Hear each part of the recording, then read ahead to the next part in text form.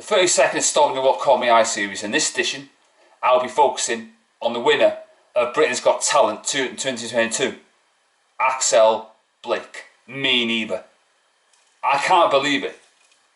This is an absolute shocker to me. Labour lovies must have had Britain's Got Talent and his phone number on speed dial, because they love that sort of thing, don't they? The Labour lovies. He's not funny. He's about as funny as a bag of nails. He's about as funny as sandpaper. I did think, however, that his final performance was better than his semi-final. But other than that, I just didn't get it. And he's already had a career. He's already had a slot in the O2 Arena, an Amazon Prime series, and he's been up and down the country and is well known for years upon years upon years. That's not what the Britain's Got Talent show used to be all about. It used to be plucking people from obscurity with a normal job, and they come on to the audition, they sing or they dance or they tell jokes, and we've never heard of them before. They've had no media exposure whatsoever. But this guy has. So it's a turning of the screw of Britain's Got Talent. And the viewing figures have dwindled year after year after year. Just like every other TV programme. Because we've got loads of channels now than we did back in the 80s. But this isn't a good look for Britain's Got Talent, I have to say. And this guy winning just sums up the wokery that we've been shoved down our throats morning, noon and night. And I don't think that's fair. I don't think that should happen. But maybe it's a changing of the guard. We've saw that, haven't we, over the years. You know, what was acceptable in the 70s isn't anymore. The same with the 80s, the 90s, the noughties and the 10s. So it goes in cycles, doesn't it? I mean, look at Adele, for example. You know, who would have thought that in this day and age people would buy Adele records when she just sings ballads? I know Phil Collins got a #1 album a couple of years ago. I know Kate Bush,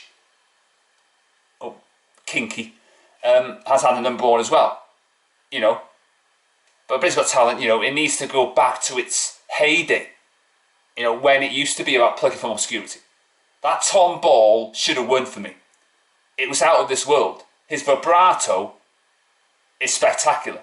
It reminded me of Shane Warne's performances when he used the vibrato in X Factor 2005. And it was like the sitting equivalent of Ronaldo and Messi. That's how great a performance Tom's was. A normal job, a normal guy, doing what he does best for the first time. And I thought it was incredible. One of the best singers you're going to see on these talent shows. He was absolutely fantastic. He should be proud as punch with what he's done. He should have won for me. He's the winner I would have chosen. But he's got a great, great future, whatever happens. But this Axel Blake, for me, I just didn't get it. I wasn't laughing. You know, I think sometimes with comedians, they like to say something that you can relate to. And if you can't relate to a comedian, like I couldn't relate to him, then it's going to come across as awful. And I thought it was. You know, and it's just another of a Simon Cowell production where he tries to go in his favour. And he's done that tonight. He's won again tonight. You know, and you public have fell for it. Because you thought Axel was an up-and-coming act, when in fact, he's been doing it for years and years. That is unfair in every way, shape or form. You know? So, that's the way I see it. And Simon, you know, should be very careful, by the way. He did this on X Factor in 2010, when he got rid of the voting in the semi-final. That was the killer. That was the end of the road for the X Factor. Because the X Factor peaked in 2009 and 2010. Look at Brookside.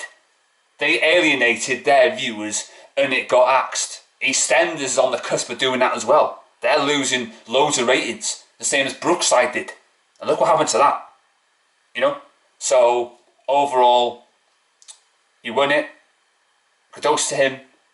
But for my money, the real winner was Tom. And yeah, that's the way I see it.